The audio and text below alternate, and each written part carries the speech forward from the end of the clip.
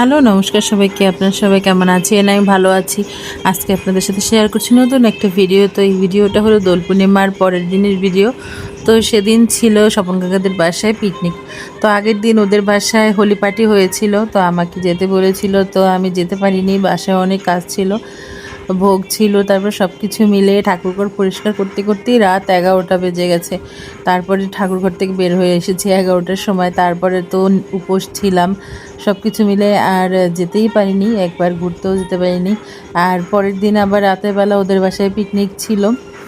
তো দুপুরবেলা গিয়েছিলাম আমার ভাই, তারপরে সব ওদের অনেক অনেক সবাই মিলে একটা হোলি উৎসব করছিল। তো সেখানে গেছিলাম, সেই ভিডিওটা তো শেয়ার করেইছি।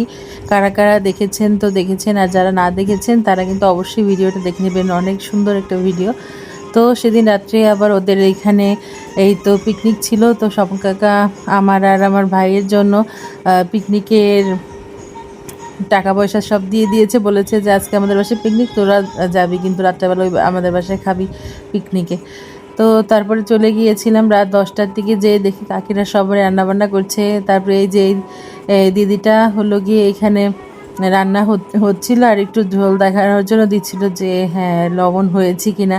তো আবার একটু আলু পছন্দ করে মাংসের, তো ওকে আবার একটু মাংসের আলু দিলে ও আবার একটু চেখে দেখছে। তো সবাই এটা নিয়ে আনন্দ ফুর্তি করছে, মজা করছিল। তো আমি যখন গিয়েছি তখন সবেমাত্র দেখছিলাম মাংস ভাজা হচ্ছে। তো আমি আবার ঘরে গিয়ে দেখলাম মেয়ে আগেই চলে গিয়েছিল স্বপন কাকার সাথে। তো যেয়ে দেখছি আবার মেয়ের খিদা পেয়েছে, তারপরে আবার দুষ্টু একটু নুডলস সিদ্ধ করে দিয়েছিল, ওটুকু মেয়েকে খাইয়ে তারপরে আবার ঘুম পাড়িয়ে তারপরে মিষ্টু মনের কাছে বসেছে। তখন আবার বাইরে বেরোলাম। তো তখন দেখি গিয়ে মাংস রান্না প্রায় কমপ্লিট, আর তার মধ্যে সবজিও রান্না হয়ে গেছে। তারপরে মাংসের গিলা কলিজা দিয়ে ডাল রান্না হয়ে গেছে। আর এই তো আমি দুষ্টুকে বললাম যে আমরা একটু ভিডিও করে নিই, আমরা যে আসি সেটা তো কেউ দেখবে না, তাহলে আমরা একটু ভিডিও করি সবাই ফ্রন্ট ক্যামেরা দিয়ে। তো আমি দুষ্টু আর সবাইকে একটু ফ্রন্ট ক্যামেরা নিয়ে নিয়েছি। আসলে ওদের বাসাতে তেমন যাওয়া হয় না, তো গেলে অনেক মজা হয়, ভালোই লাগে।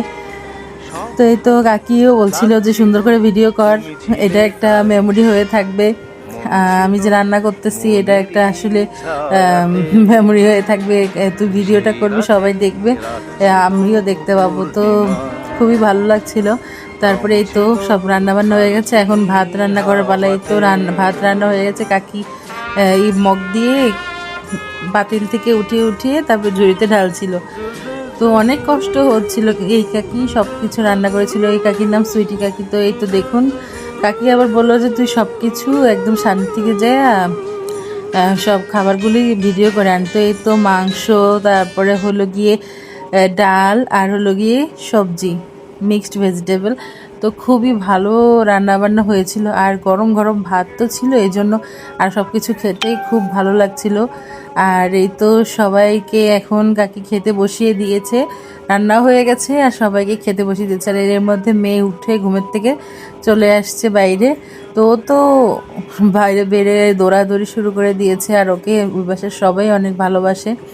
আর মেয়েকে এমনি তো সবাই কোথাও গেলে এত ভালোবাসে, এত আদর করে, এজন্য আমি সবার কাছে আসলেই কৃতজ্ঞ। তো আমার ভিডিওটা যদি ভালো লাগে থাকে তাহলে অবশ্যই কিন্তু লাইক কমেন্ট শেয়ার করবে। আর এই তো দেখুন এখন আমরা খাবার জন্য বসে পড়েছি। তো সবাই বসেছে, কাকি বলছে যে তুই এখানে চেয়ারের মধ্যে বস। তো এই পাশে আমি একটা টুল পেলাম, তারপরে এখানে বসেছি। এই তো মিষ্টু দাঁড়িয়েছে, মিষ্টু আবার খাবার নিয়ে মনুকে নিয়ে ওদের ঘরের দুয়ারে বসে বসে খাওয়াচ্ছিল। আর এই তো আমাদের খাওয়া দাওয়ার পর্ব শেষ হওয়ার পরে আমি আবার এখানে একটু ভিডিও করে নিলাম, যেখানে ওরা হোলি পার্টি করেছিল, খুব সুন্দর করে সাজিয়েছিল। দিনের বেলা হলে আর একটু ভালো করে দেখাতে পারতাম, রাত হয়ে গেছিলো তো এই জন্য ভালো করে দেখানো যাচ্ছিল না, কারণ এখানে লাইট নেই। আর এই তো কাকা এখানে বসে বসে পুরোনো দিনের কিছু গান শুনছিল, তার খুবই ভালো লাগছিল। তো আজকের ভিডিওটা কেমন লাগলো অবশ্যই কমেন্ট করে জানাবে, আর একটা লাইক করতে কিন্তু ভুলো না। আর আমার ভিডিওটা যদি ভালো লাগে অবশ্যই একটা শেয়ার করো। যারা ফেসবুক থেকে দেখছো তারা একটা ফলো করে দিও, আর যারা ইউটিউব থেকে দেখছো তারা সাবস্ক্রাইব করে দিও। তো সবাইকে অনেক অনেক ধন্যবাদ আমার পাশে থাকার জন্য, এবং সবসময় এভাবে আমার পাশে থাকবে, সাথে থাকবে, আর আমাকে সবসময় সাপোর্ট করবে। তোমাদের সাপোর্টটাই আমার কাছে ইন্সপিরেশন। তো সবাইকে অনেক ধন্যবাদ।